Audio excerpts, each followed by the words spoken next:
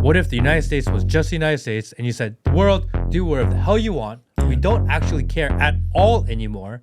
We're only going to focus on what's within the continental U.S. Yes. Everyone else, eat a dick. Fuck off. Would that work? No.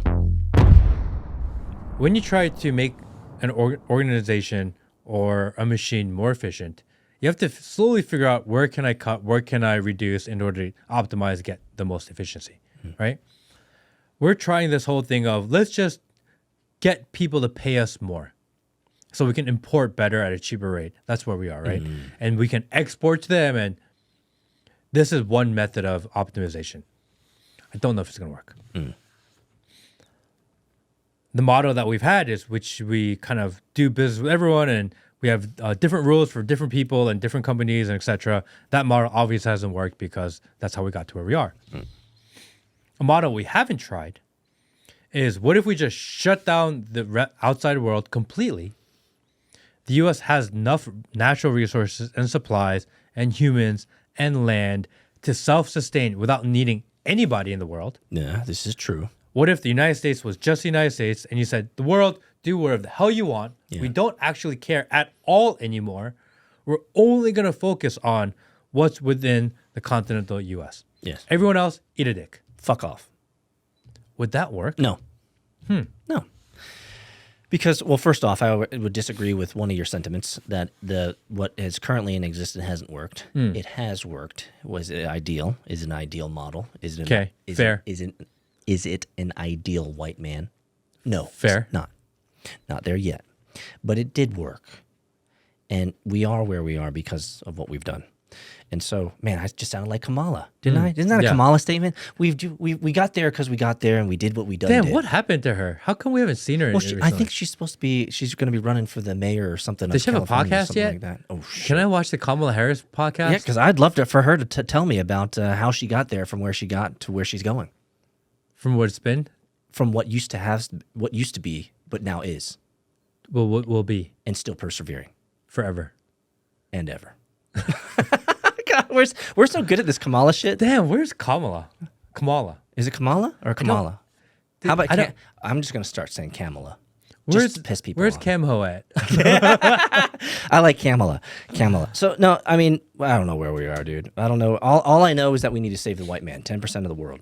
There's so many Asians, too many of them. There's so many Africans, too many of them. But if you shut down the borders, wouldn't that kind of solve a little bit of that problem?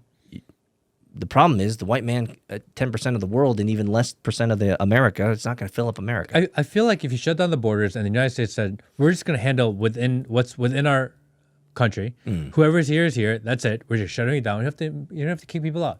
Just, we're going to shut it down. And we have enough resources, we have enough people, we have enough technology, we can figure it out. I think what happens in the short term and long term is that the United States is no longer number one in the world. Yeah. But the people in the United States are going to have more money because you're not fighting other people's wars. You're not solving other people's problems. You're not exporting so much money, and that all the business economy stays within the borders. So I would disagree. If that's possible, if the country itself is no longer number one in the world, but everyone in the country lives better, is that a fair trade-off? Like, how important is it to be number one? Well, it's not important to be number one. That's the only thing that U.S. politicians care about, being number one. That's the only reality that we know. We are all operating under the same model that American hegemony is real, it exists, and currently America is number one.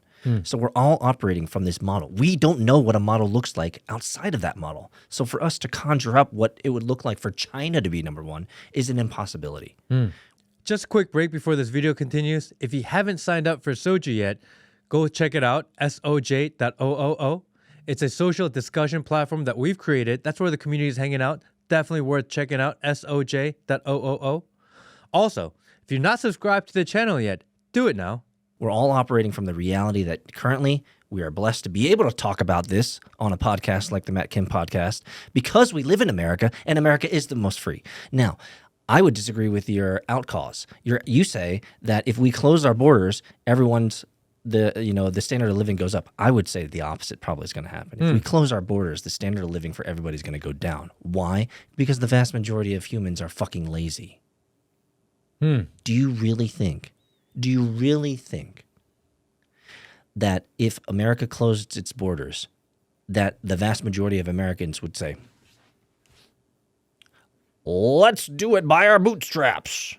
No, the bread lines and the welfare lines are going to increase order of magnitude. So we need the other countries. Yes, we need Then why the are we fighting with them? We're not fighting. We're just doing economic shenanigans. That's what Trump is doing. And like I said 20, 30 minutes ago, I have to give Trump credit where credit's due. Because he just leveled up everybody 10% on tariff. But because if we loop that all back and you need the cheap labor and the hardworking labor of other countries because you're saying that the Americans won't do it, then we actually want it to be cheaper. Like, why would we want to tariff them when actually we need them and we need to buy at a cheaper price? Because the more expensive it is, it's actually more expensive for Americans. Like, I don't, you know? I'm with you 100%. It's This is not easy, by the way. This is not easy. It is FUBAR. Yeah. It is completely FUBAR. The worst assumption. Now, I've learned this as an investor in startups, right? I've thrown money to men and women alike who have wasted that money. They tell you that they're going to work hard. They tell you that they're going to take the money and build that product or build that service, and they're going to build it with vigor. They're going to work 16, 20-hour days. They sell you on it. You give them the check, and they fucking burn the money. This is one of the biggest lessons I've learned as a deployer of capital, is that at the end of the day, man is fucking lazy. They're lazy because once you hand them something that reduces the need to work that much more to get what you want, you've greased the wheels of productivity with money, or you've given them some mechanism in which they no longer have to rely fully on themselves to survive, then man will go to its base, which is, I want to watch boobies on Instagram. That's Nice. That's what I care about right now. Like, so why does this matter? For our government to assert, we're going to do this tariff stuff, we're going to do economic shenanigans so that we can grow America, and we're assuming all of you 350 million Americans are going to pull yourselves up by your bootstraps and come along with us and make this win, is an irrational idea to have. It's irrational. Nothing's going to change.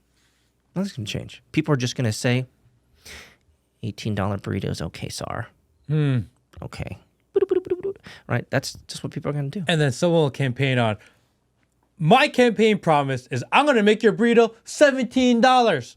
Everybody like, yay, vote for him, vote for him. And that's when you know we've hit peak idiocracy. Because they don't even want to promise like back to what it was. I know. We'll just shave off like 5%. Exactly. That we've reached peak idiocracy when people are like, oh, thank Jesus, $15 burrito day. Nice. Bro, Will. Taco Tuesday, $14 a taco. Did you hear about they're making burritos $17?